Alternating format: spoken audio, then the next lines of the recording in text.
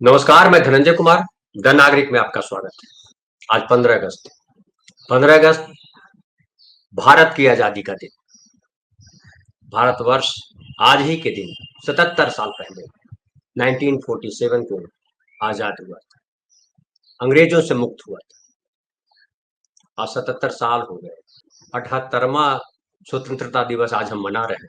इसलिए हमें एक बार पीछे पलट करके देखने की ज़रूरत है कि आज़ादी हमें क्यों चाहिए थी और आज़ादी चाहिए थी। क्या केवल अंग्रेजों से हमें आज़ादी चाहिए थी कि हम शासन करें, हमारे प्रतिनिधि शासन करें? और आज़ादी का जो लक्ष्य था, क्या वो हम उस तक पहुँच पाए हैं? आज़ादी को लेकर के जो हमारे स्वतंत्रता संग्राम के जो सिपाही थे, जो लोग थे, जिन्होंने कुर्बानियाँ दी, उनके दिमाग में क्या था? उनके दिमाग में था एक ऐसा देश बनाना, जो देश सभी धर्मों के लिए, सभी जातियों के लिए, सभी समुदायों के लिए, सभी नागरिकों के लिए एक खूबसूरत देश हो। एक जिसमें सबको अपने मन से, अपने तरीके से, अपने धर्म के अनुसार, अपने रीति-रिवाज के अनुसार, अपने विचार के अनुसार जीने की आज़ादी हो। और इसके लिए आज़ादी के बाद संविधान बनाया गया। संविधान को हमने स्वीकार किया 26 जनवरी 1950 को, देश को समर्पित किया गया। और उसमें उस संविधान में जो सबसे महत्वपूर्ण बात थी, वो प्रिएम्बल में है। आज़ादी का मतलब जो प्रिएम्बल में जो जस्टिस, लिबर्टी, इक्वालिटी और फ्रेटर्निटी है, न्याय, स्वतंत्रता, समानता यानी समता और बंधुत्व, ये 4 चीज़ों को हासिल करना। और we the people of India, हम भारत के लोग, ये कोई हमको देगा नहीं, कोई हमें गिफ्ट नहीं करेगा।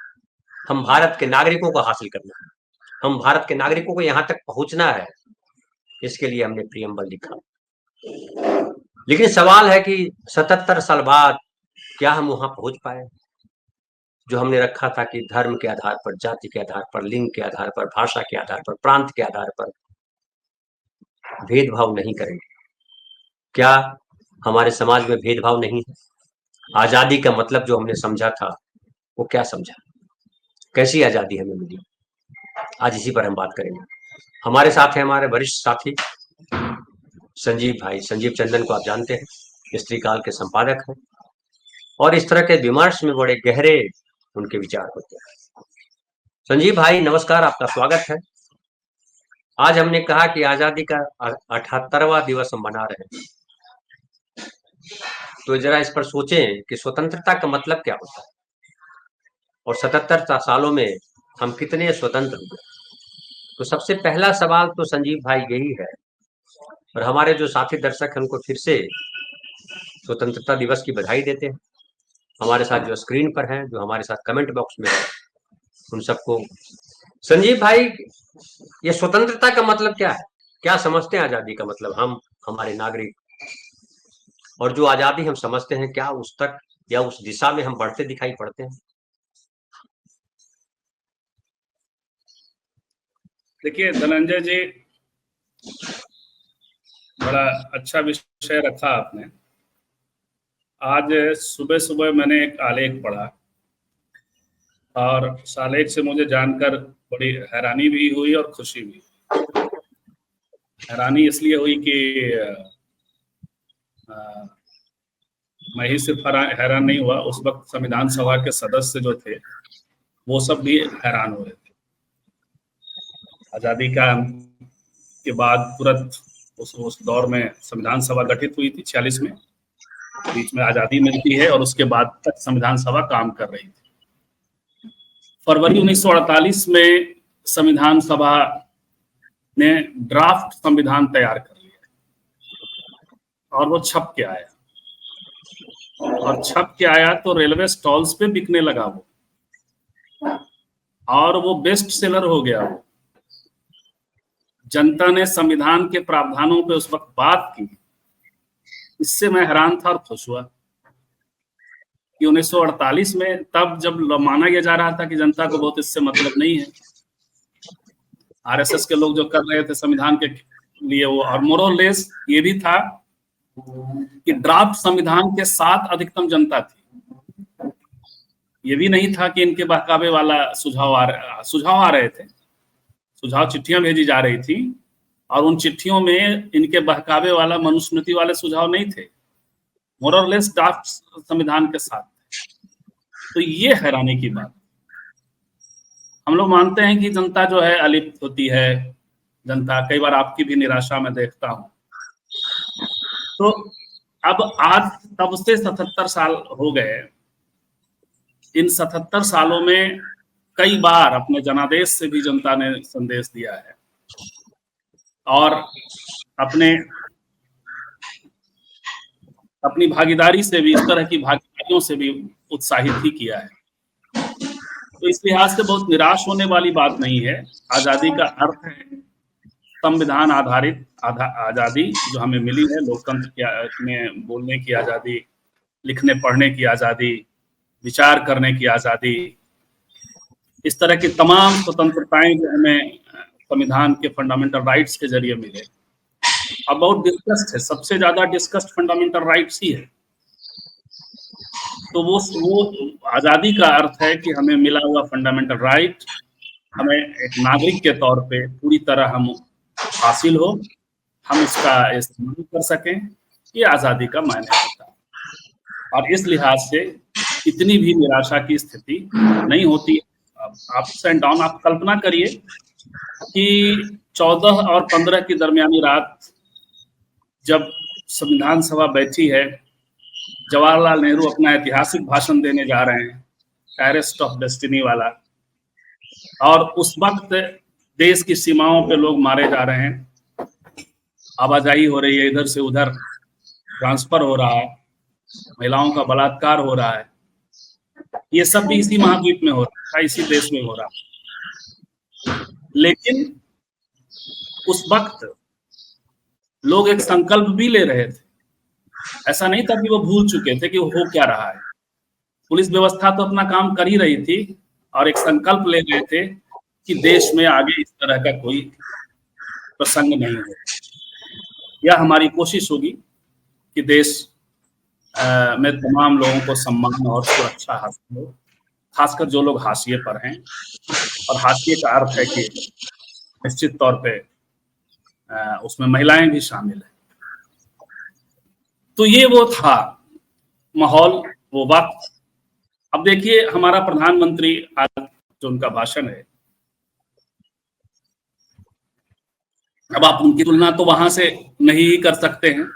वो चाहते हैं कि की जाती है, वो चाहते हैं तो वो एकदम बिल्कुल कंट्रास्ट बन जाता है। उनकी तुलना कोई से जो कोई पैरेलल नहीं खड़ा होता, एक विपरीत ध्रुव जैसा बन जाता है। ऐसे आज उनको बड़ी चिंता हुई, लेकिन उन महिलाओं को लेके, महिलाओं के सम्मान को लेकर के, लेकिन उनकी सुई जो है ना, उनके सुई का रिकॉर्ड कोलकाता तक ही अटक जाता है। वो फिर वो ईस्ट तक आते हैं, नॉर्थ ईस्ट तक नहीं पहुंचते, वो मणिपुर नहीं जा पाते। और ठीक कल हम रात में भी हम लोग बात कर रहे थे कि उनका इसी वक्त में हरियाणा का जो है, वो कह रहे हैं कि राज्यों को संदेश देना चाहिए, राज्यों को त्वरित कार्रवाई करनी चाहिए, और उसी वक्त हरियाणा में राम रहीम को छोड़ दिया जाता है। तो ये है, ये हो रहा है, लेकिन इसको हम 72 साल के हासिल के तौर पे नहीं देखेंगे। अभी शासन व्यवस्था में 100 साल, 400-500 साल कहाँ अमेरिका की डेमोक्रेसी है। हम लोग प्रसन्न होते हैं ना। अभी आप देखिए अमेरिका का जो चुनाव होने जा रहा है, वहां भारतीय मूल की महिला राष्ट्रपति होने की पूरी संभावना से भरी। हमने हमारे यहाँ किसी के प्रधानमंत्री बनने के, सोनिया गांधी के प्रधानमंत्री बनने के समय हमने अपने डिमीन कैरेक्टर को और डिमीन किया है समाज के तौर पे उस पे। लेकिन फिर भी प्रोसेस है, वही सोनिया गांधी आ रही, उनके समर्थक भी उसी वक्त थे, प्रधानमंत्री जो बनाना चाहते थे, और वो धीरे धीरे तो वो एक मैच्योर स्थिति में है। तो दोनों पक्ष है, एक तरफ हमारा प्रधानमंत्री है जो हमेशा विपक्ष में रहता है, जो हमेशा विपक्ष पे आक्रामक रहता है, चुनावी मोड में रहता है, चाहे वो लाल किला में रहे, चाहे वो संसद में रहे, चाहे वो सड़क पे रहे, जहां कहीं भी रहे, हमारा प्रधानमंत्री ऐसा है। तो इसलिए कि वो प्रोसेस के तहत, लोकतंत्र अपने प्रोसेस में है, आया प्रधानमंत्री, आया, आते जाते रहेंगे। तक तो 10-12 प्रधानमंत्री हो ही गए, ये पता नहीं कितने नंबर वाले हैं, अब ध्यान नहीं है, लेकिन 10-12 तो ही गए, 12-14 हो गए। तो उस के प्रधानमंत्री आएंगे जाएंगे, लेकिन जो लोकतंत्र की गति है जो 1948 में जो संविधान में, और बड़ा अच्छा लिखा है लेख में कि we the people of India सिर्फ कमरे में नहीं कहा गया था, रियल में we the people of India था। करेक्ट। आपको भी अच्छा 48 में ऐसा हो रहा था। तो we the people of India ने जो अपने ये तय किया, अपनी नियति तय करने का जो निर्णय लिया था, तो उस दिशा में यदि संविधान के साथ हम बढ़ रहे हैं तो निश्चित तौर पे निराशा जब होती है तो उससे उबरने की व्यवस्था भी मिल जाती है। आपके कहने की जो स्वतंत्रता है, जो राइटर्स हैं, जो पेंटर्स हैं, जो लिखने पढ़ने, तो सत्ता जो एब्सोल्यूट है वो कोशिश करती है कि उसके अनुसार शब्द उसके तय हों, अर्थ उसके तय हों, बिंब उसके तय हों, उसके अनुसार बात हो, उसके अनुसार लोग करें। तो ये सत्ता, ये इतना लेख है। लेकिन उस लेख से मैं तीसरी बात, जो अपनी बात अब मैं कह रहा हूं, वो कह रहे हैं कि वो ये है कि सत्ता सिर्फ स्टेट पावर से नहीं बनता है, सत्ता हम आप भी निर्मित करते हैं, सिविल सोसाइटी भी निर्मित करते हैं। तो सिविल सोसाइटी को भी, एक तो वो जो उसने कहा कि आपको स्पेस मिल भी जाए तब भी नहीं बोलेंगे, दूसरा निर्भीक चिंतन को बढ़ावा देना चाहिए, अपने लिए भी और दूसरों के लिए भी। आप यदि जजमेंटल नहीं होंगे, हम आप यदि जजमेंटल नहीं होंगे तो फ्री थिंकिंग, ये मतलब फ्री थिंकिंग नहीं कहेंगे उसको, लेकिन सोच की स्वतंत्रता, कहने और लिखने की आजादी को बढ़ावा मिलेगा, ज्यादा बल मिलेगा। स्टेट पावर फिर पीछे छूट जाएगा यदि सिविल सोसाइटी एक खास किस्म का वो माहौल बनाता है, वो स्पेस बनाता है एक दूसरे के लिए। धनंजय जी, प्रधानमंत्री जी की बात पे चलते हैं कि वहीं से चीजें निकल के आएंगी। उन्होंने कहा है कि देश को कम्युनल नहीं, सेक्युलर सिविल कोड की जरूरत है। सिविल कोड की बात कर रहे हैं और उन्होंने कहा है कि सुप्रीम कोर्ट ने कई बार यूनिफॉर्म सिविल कोड को लेकर चर्चा की है। देश का एक बड़ा वर्ग मानता है कि सिविल कोड सांप्रदायिक है। एक बड़ा वर्ग मानता है कि सिविल कोड सांप्रदायिक है। इस बात में सच्चाई भी है। ये भेदभाव करने वाला सिविल कोड है। संविधान के 75 साल जब मनाए जाएंगे तो संविधान निर्माताओं का जो सपना था उसे पूरा करना हमारा दायित्व। मैं चाहता हूं कि हर वर्ग इस पर चर्चा करे। धर्म के आधार पर बांटने वाले कानूनों का समाज में कोई स्थान नहीं हो सकता। धर्म के आधार पर बांटने वाले कानूनों का, इसको एनालाइज करना होगा, कोई स्थान नहीं हो सकता।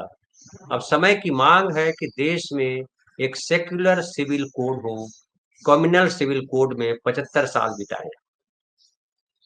अब हमें सेक्युलर सिविल कोड की ओर जाना होगा, तब जाकर हमें धर्म के आधार पर होने वाले भेदभाव से मुक्ति मिलेगी।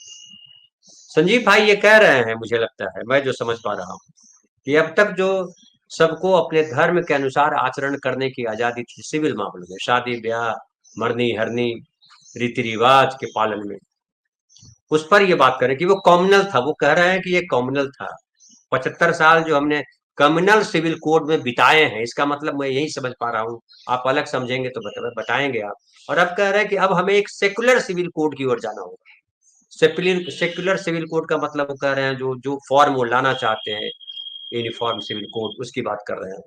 और कानूनों की भी बात कर रहे हैं कि धर्म के आधार पर बांटने वाले कानूनों का समाज में कोई स्थान नहीं हो सकता। आप इससे क्या समझ रहे हैं? क्या कहाँ कहाँ वो इंगित कर रहे हैं प्रधानमंत्री?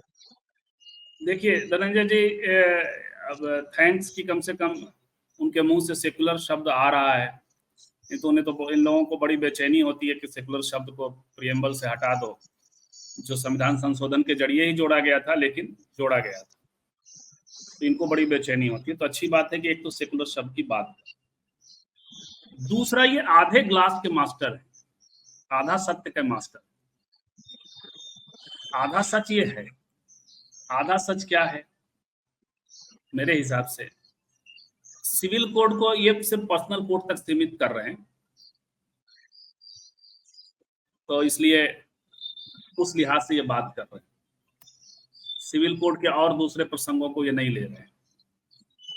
तो पर्सनल सिविल कोड जो है वो उस वक्त के संविधान निर्माताओं ने ये सोचा था कि भारत में जो मुसलमान रह गए हैं, भारत में जो अल्पसंख्यक, मूलतः तो मुसलमानों का ही मामला था, वो टेरिटरी बटा था, वो उनका अपना चुनाव है भारत में रहना, वो चाहते तो जा सकते थे, कहीं से भी उठ के जा सकते। लोग गए भी, उत्तर प्रदेश से भी गए, बिहार से भी गए, ऐसे ऐसे प्रोविंस से भी गए जो कहीं सीमा से नहीं लग रहे थे, तो चाहते तो जा सकते थे, लेकिन जो नहीं गए उनका चॉइस था। किसी किसी घर में तो पति चला गया, पत्नी नहीं गई, किसी किसी घर में पत्नी चली गई, पति नहीं गया। लखनऊ में ऐसी कई कहानियां हैं। कुछ लोग तो यूं गए, हम लोग जानते हैं प्रोग्रेसिव राइटर्स एसोसिएशन के जो संस्थापक थे सज्जाद जहीर, वो तो यूं गए कि पाकिस्तान में कम्युनिस्ट पार्टी की एक्टिविटी करेंगे। न वो इसलिए गए कि वो मुसलमान थे इधर से उधर, न इसलिए गए कि वो बंटवारे से बहुत सहमत थे, उनकी पार्टी ने उनको भेजा। गए, बम कांड में फंसे, पाकिस्तान में फांसी की सजा हुई, पूरी दुनिया ने मिलकर उनको फांसी से मुक्ति दिलाई, तो वापस भारत। तो ये था सच, तो सच को सच की तरह रखेंगे। तो ऐसा सोचा संविधान सभा में लोगों ने कि चूंकि बाई चॉइस मुसलमान यहाँ रह रहे हैं, संख्यक यहाँ रह रहे हैं, तो अभी उनके पर्सनल सिविल कोड में टच नहीं करते। सोच का आधार ये था, इसलिए मैं कह रहा हूँ आधा गिलास खाली पर ही बात नहीं। लेकिन एक अगर ये कह रहे हैं तो मैं आपको रोक करके एक सवाल ऐड करता हूँ कि मुस्लिम समाज चूंकि यहाँ पे कम था और वहां रह गया था, इसके लिए उसके प्रति तो एक सहानुभूति का भाव अगर हम सोचे कि है, था कि नहीं, संविधान निर्माताओं में है ना, है। ठीक है।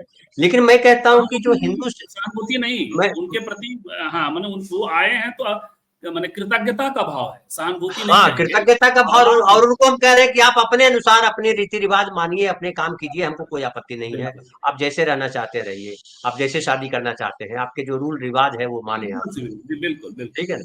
लेकिन क्या ये हिंदुओं के साथ नहीं है? क्या ये पारसियों के साथ नहीं है? क्या ये सिखों के साथ नहीं है? क्या ये नहीं जैनियों के नहीं साथ नहीं ऐसा है? नहीं क्या हुआ, ये नहीं बुद्धिस्टों नहीं के साथ नहीं है? नहीं, ऐसा नहीं हुआ। तुरंत हिंदू कोड बिल की बात आ गई, वही तो मैं कह रहा हूँ। कॉमन सिविल कोड की बात डॉक्टर अंबेडकर कर रहे थे और संविधान सभा में महिलाएं भी कर रही थी, लेकिन ये वाला भाव ज्यादा प्रबल था, तो अम्बेडकर भी सहमत हो गए। संविधान सभा में बाजप्ता एक मुस्लिम सदस्य हैं जो कहते हैं कि डॉक्टर अंबेडकर हमको क्यों छोड़ रहे हैं आप, जब हिंदू कोड सिविल कोड, ये हिंदू पर ये कोड बिल पर जब बात चल रही है तो वो छोड़ा गया। ये तय है, सहमति बन गई कि कॉमन सिविल कोड हम आगे लाएंगे। कॉमन सिविल कोड को जाकर के डायरेक्टिव प्रिंसिपल में जाकर शामिल कर दिया गया। वो तुरंत वहां नहीं हुआ। डायरेक्टिव प्रिंसिपल मतलब नीति निर्देशक तत्व, नीति निर्देशक तत्व का भी अपना खेल है, माने अच्छा है, वो होना चाहिए। नीति निर्देशक तत्व और फंडामेंटल राइट को मिला करके तो संविधान का स्पिरिट बनता है, संविधान का की मूल भावना बनती है। तो ये हुआ था, लेकिन उसमें इरादा कॉमनल नहीं था। लेकिन चूंकि ये बात छूट गई, वहां मामला मुसलमान का था, तो ये कॉमनल लोगों को ये बात अच्छी लग गई, ये इसी को पकड़े रहे। नहीं, लेकिन संजीव भाई सवाल है कम्युनल क्या है? ये एक दो चीजें स्पष्ट कीजिए। एक तो स्पष्ट कीजिए आप कि जो है, चूंकि हमारे नागरिक दर्शकों को भी समझने में हेल्प मिलेगी, कहीं भी किसी को बात करनी है, हम अपने बच्चों से बात करते हैं, उनको भी समझाए जाने की जरूरत है। सबसे पहले ये समझाइए कि कॉमन सिविल कोड क्या है। उस सिविल कोड में जैसे एक सिविल कोड ये है कि अब शादी करने के लिए आप जो है कोई भी कोर्ट मैरिज जाके कर सकता है। एक है कि उसके बाद तलाक के लिए भी कोई अर्जी दे सकता है। उसके बाद ये है कि एक पत्नी का ही अधिकार है, अगर दूसरी पत्नी जाकर के केस करेगी कोर्ट में तो दूसरी पत्नी या पहली पत्नी अगर केस कर देती है तो अधिकार जो है उस आदमी को जेल होगी या जो सजा कानून प्रावधान करता है। कानून के तौर पे तो सब बराबर है, उसमें तो कहीं गड़बड़ी नहीं है कि ये मुसलमान अगर दूसरी पत्नी वाली जाकर के आरोप लगाती है कि ये दूसरी शादी कर चुका है या पहली शादी कर चुका है या तीसरी शादी कर चुका है तो आपत्ति नहीं होगी। तो वो थोड़ा सा डिफाइन कीजिए कि कॉमन सिविल कोड में क्या अपनाया जाएगा और ये क्या कम्युनल है। पर्सनल लॉ से वो गवर्न होता है पूरा सिस्टम, मैरिज, तलाक, इनहेरिटेंस, मतलब जो प्रॉपर्टी के राइट्स हैं वो सब पर्सनल लॉ से गवर्न होता है। हाँ नहीं, मतलब ये मेन तीन ही है ना, कि शादी है, तलाक है, मृत्यु है, उसके बाद इनहेरिटेंस है जो विरासत है, उसी का उसका बंटवारा। ये तीनों आज भी मुसलमानों का पर्सनल लॉ से ही गवर्न होता है। बिल्कुल। मेंटेनेंस के मामले में जो बाद में सावानो मामला आया, तो उसमें मेंटेनेंस के मामले में क्रिमिनल प्रोसीजर के जरिए, जो इस बार सुप्रीम कोर्ट ने भी जजमेंट दिया, क्रिमिनल प्रोसीडिंग के जरिए महिलाएं जा सकती हैं मांगने अपना हक। तो हम पहले वहां बात कर रहे हैं। तो हिंदू कोड बिल में सुधार हुआ। हिंदू कोड बिल तो तुरंत नहीं लागू हुआ, लेकिन बाद में चुनाव के बाद 1952 के चुनाव के बाद 3 खंडों में ये तीनों कानून, उत्तराधिकार का कानून, तलाक का कानून और विवाह का कानून बन गया। इसमें बौद्ध शामिल हो गए, हिंदू शामिल हो गए, सिख शामिल हो गए और शायद ईसाई भी। इस पर मैं थोड़ा इसको मैं वापस ले रहा हूँ। नहीं, देखिए, अगर अगर लीगल बात करेंगे कि कोई भी जाकर के कोर्ट में तलाक की अर्जी डाल सकता है, वो किसी कास्ट का हो, किसी धर्म का हो, कोई फर्क नहीं पड़ेगा। मुसलमान भी जाकर के सिविल कोर्ट में अपना तलाक नहीं की नहीं नहीं नहीं नहीं, सिविल कोर्ट में उसके उसके डिस्प्यूट जाएंगे तो पर्सनल लॉ के तहत गवर्न होगा। ओके, उनका जो मुस्लिम पर्सनल लॉ है उसके तहत गवर्न। तो अब ये छूट गया था। इतना कॉमनल है। कॉमनल का अर्थ आज की तारीख कॉमनल मत लीजिए। एक दौर में कॉमनल शब्द का जो है, इसलिए शब्दों का भी अपना अर्थ होता है। उस दौर में कॉमनल शब्द जो है कम्युनल अवार्ड के तौर पे इस बात होती थी, जिसमें दलितों को भी उसमें माना जाता था कि दलितों की कम्युनिटी के लिए आप जो है सेपरेट इलेक्टोरेट दो। शब्दों का अपना ये होता है। जैसे भगत सिंह, बड़ा बवाल काट दिया संघियों ने।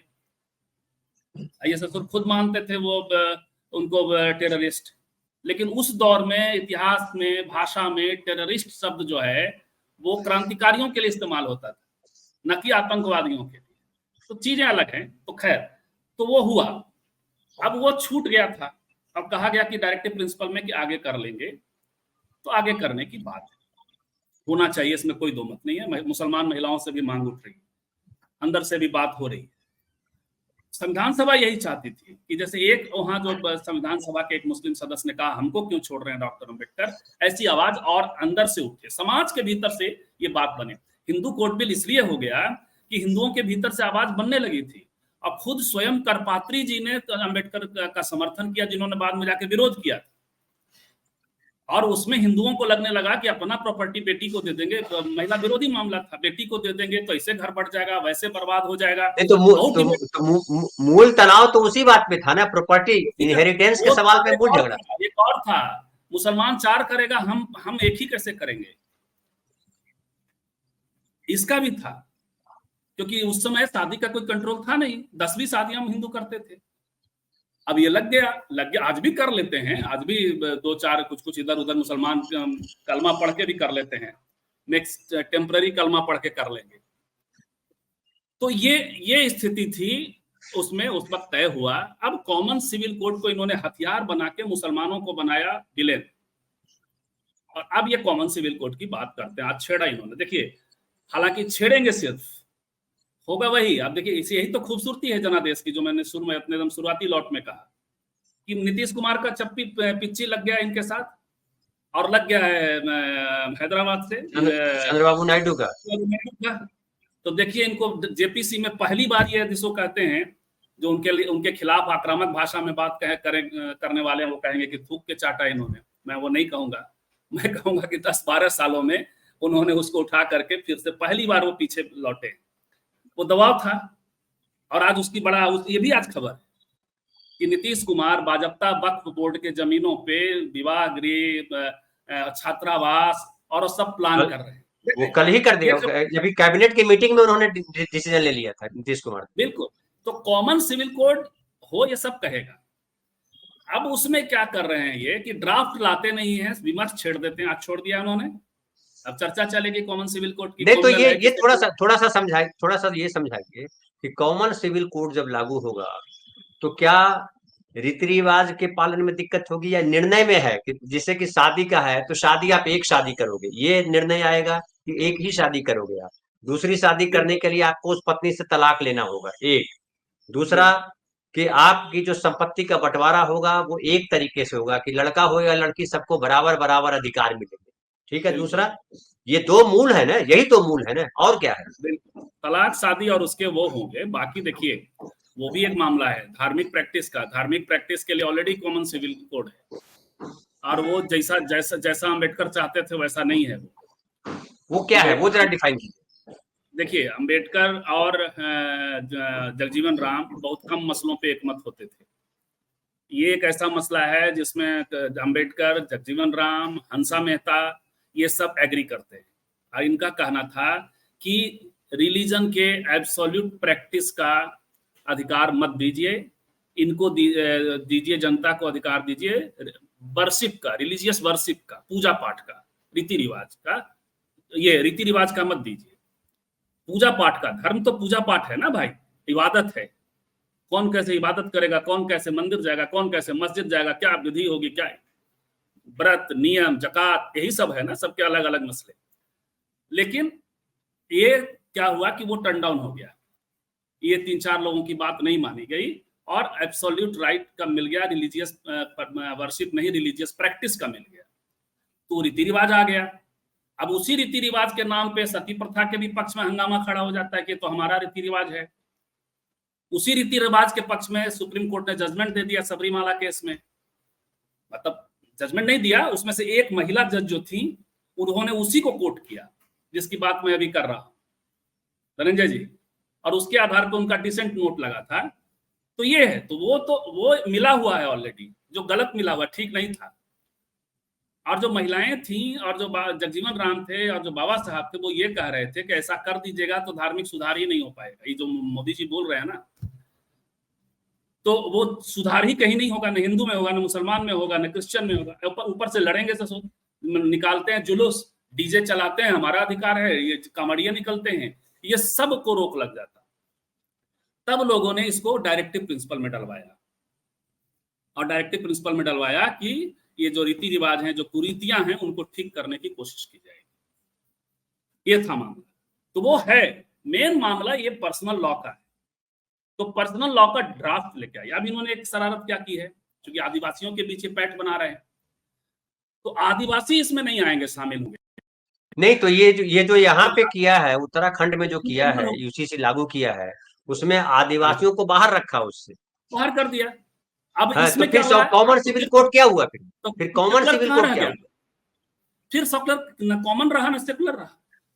हाँ, आपने एक कम्युनिटी को बाहर कर दिया, कॉमनल का मतलब हिंदू मुसलमान थोड़े होता है। आपने एक कम्युनिटी को बाहर कर दिया, तो वही किया जो संविधान सभा के लोग कर रहे थे। बिल्कुल। आप उनको गालियां चाहे जो दे लीजिए, आपको लग रहा है कि वो तैयार नहीं है, तो वही तो वो सोच रहे थे कि आप तैयार नहीं है, आप जबरदस्ती करना चाहते हैं। और कॉमन सिविल कोड उत्तराखंड में तो कर दीजिएगा, जहां राजपूत ब्राह्मण का प्रैक्टिस होता है और ज्यादा, लेकिन आप पूरे देश में आके करिए तो केरल का ड्राफ्ट आएगा ना, त्रावणकोर का अलग, और वहां 3 लॉ हैं प्रॉपर्टी के। शादी विवाह के मामले आएंगे ना, तमिलनाडु में मामा भांजी की शादी होती है ना, बिल्कुल। महाराष्ट्र में भी होती है। महाराष्ट्र में मेरे फुफेरे भाई बहन की शादी होती है ना। तो अब एक ड्राफ्ट लेके आइएगा तो एक डिस्कशन होगा। अननेसेसरी तनाव फैलाने से नहीं। फिर संजीव भाई ये होता है कि आप जो ड्राफ्ट लेके आइएगा उसको कैसे तय कीजिएगा? बहुमत के आधार पर तय कीजिएगा, चूंकि मुसलमानों में ये है कि जो माँ का दूध नहीं पिया। अपना ओपिनियन देंगे। नहीं, मैं एक सवाल कर रहा हूँ। जैसा आपने कहा कि साउथ में जो है वो है कि मामा भांजी भी शादी होती है, महाराष्ट्र में भी इस तरह से होती है, बिहार उत्तर प्रदेश में नहीं हो सकती। मुसलमानों में ये है कि अपनी माँ जाया, मतलब माँ का जो दूध पिया हुआ, एक माँ से जो दूध पिए बच्चे हैं, उनकी शादी नहीं हो सकती। चाचेरी बहन से शादी हो सकती है, ममेरी बहन से शादी हो सकती है, चचेरे भाई ममेरे भाई से शादी हो सकती है, अपने रिश्तेदारों में शादी हो सकती है। मुस्लिमों में ये है। तो क्या उसको किस तरह से मुस्लिमों वाला पद्धति अपनाएंगे, या हिंदुओं में है कि माँ के रिश्ते में जो है उनसे शादी नहीं करेंगे? उत्तर भारत में क्या है, हम लोगों के यूपी बिहार में, कि माँ के रिश्ते में भी शादी नहीं करेंगे, सीधे रिश्ते में, और पिता के सीधे रिश्ते में भी शादी नहीं करेंगे। ये महत्वपूर्ण रोक लगी हुई है। तो इसको आप जो है कौन मानेंगे? ये वाला मानेंगे कि तमिलनाडु वाला मानेंगे, साउथ इंडिया वाला मानेंगे, कि मुसलमान वाला मानेंगे, कि कौन सा मानेंगे? इस पे तो विवाद होगा ना, इस पे तो बात होगी ना। किसको सही मानेंगे आप? कैसे तय करेंगे कौन सही?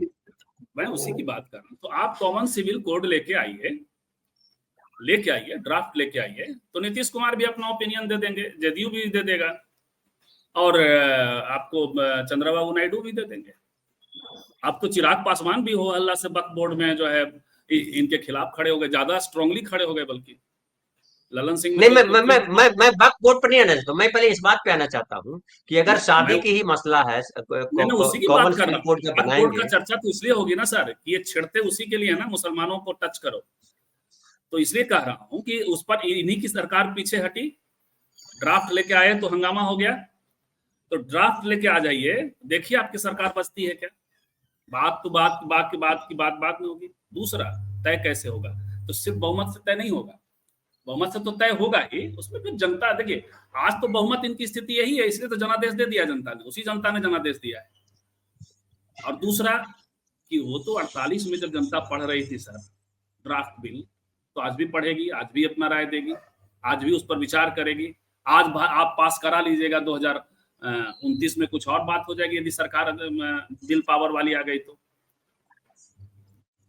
हो जाएगा ना। तो इसी को नहीं तो कहते हैं लोकतंत्र नहीं, तो को इसी तरह। संजीव भाई, मैं इसलिए ये समझने का प्रयास कर रहा हूँ और दर्शकों को अपने माध्यम से समझाने का प्रयास कर रहा हूँ। क्रमशः हम आते हैं, जैसे एक हम बात करते हैं इन जो समझते हैं लोग आमतौर पे कि जो यूनिफॉर्म सिविल कोड है उसमें आपका पहनावा क्या होगा, पहनावा आपका शादी किस तरह से करेंगे, मंत्र पढ़ के करेंगे, फेरे लेके करेंगे, कोर्ट में जाके करेंगे, निकाह करेंगे, कौन सा वो फार्मूला अपनाएंगे। फिर आता है उसके बाद कि आप जिससे शादी कर रहे होंगे वो मामा भांजी भी हो सकता है, वो अपने रिश्तेदारों में भी हो सकता हाँ, है, उसमें या कुछ सगोत्र रिश्तेदारों गोत्र, में नहीं हो सकता। उसमें गोत्र सगोत्र ये सब प्रॉब्लम बातें आएंगी, गोत्र।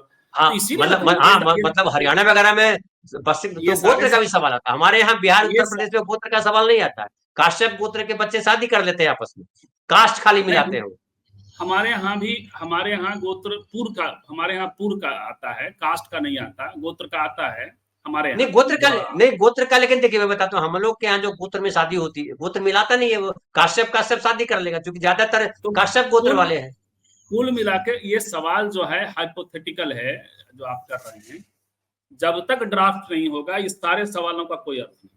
नहीं, मैं इसलिए बहस कर रहा, इसलिए इस पे बात कर रहा हूँ कि सारे ड्राफ्ट ले भी आओगे तो एक बात किसी न किसी को तो दबाओगे आप, वो बहुमत से ही इसीलिए तो फैसला करोगे आप, कैसे सब फैसला करोगे। इसी इसीलिए तो ड्राफ्ट लाना चुनौती है, आदिवासियों की यहाँ ज्यादा चुनौती थी तो तो उनको बाहर इसीलिए तो कर हम दिया। करें कि आप उस मामले में क्यों छेड़ते हो, नागरिकों पे उसको अधिकार दो ना नागरिकों को, कि नागरिक जो ब्याह कर रहा है वो खुद तय करेगा, जो परिवार ब्याह कर रहा है वो तय करेगा। आप क्यों तय कर रहे हो, उस मामले में क्यों पड़ रहे हो कि लड़का इससे शादी करेगा कि नहीं करेगा, मैं लड़की यहाँ उससे। हाँ, डिफर आप करूंगा ये करो कि नागरिकों। शादी कर लिया तो आपको, एक मिनट मैं क्लियर कर दूं, पहले पूरी बात कह दूं।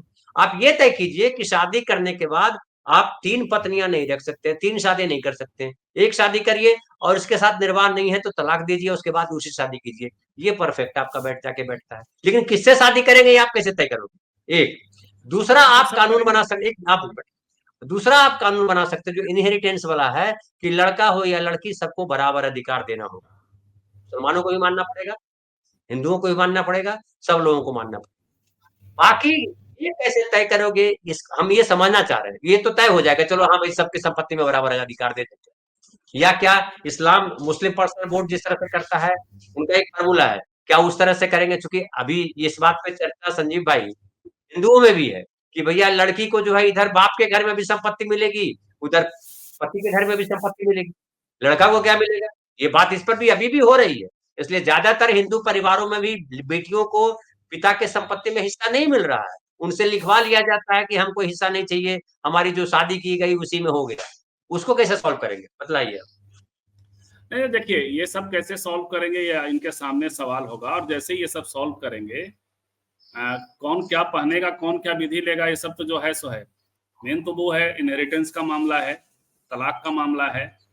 तो ये सब जब जाएंगे तो पर्सनल लॉ में जाएंगे ना, तो पर्सनल लॉ में जाएंगे, पर्सनल लॉ जो मुस्लिम पर्सनल लॉ है उसमें भी जाएंगे, अलग अलग जो समूह हैं उनके पर्सनल लॉ हैं उसमें जाएंगे, और सबको कॉमन करेंगे।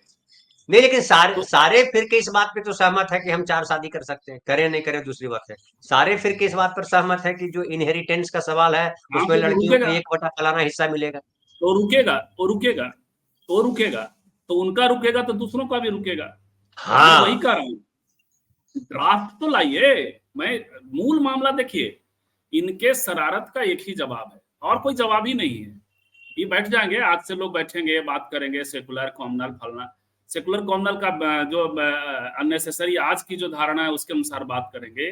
लेकिन आप ड्राफ्ट लाइए, ड्राफ्ट में देखते हैं, हालांकि वो भी कॉमनल ड्राफ्ट होगा, क्योंकि ऑलरेडी आप एक कम्युनिटी को बाहर करने का मन बना चुके हैं, वो है आदिवासी कम्युनिटी। ऐसा थोड़ी है कि कॉमनलिज्म और सेकुलरिज्म का अर्थ में सिर्फ हिंदू मुसलमान आता है।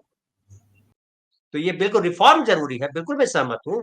और वो चाहे इस्लाम मानने वाले हों या हिंदू मानने वाले हों या क्रिश्चियनिटी मानने वाले हों, सब में गड़बड़ियां हैं। समय के अनुसार बदलने की जरूरत है। भले हमने कह दिया कि धर्म एक ऐसी किताब है, आसमानी किताब है, इसको बदला नहीं जा सकता है, आचरण तो बदल लेते हैं, ठीक है।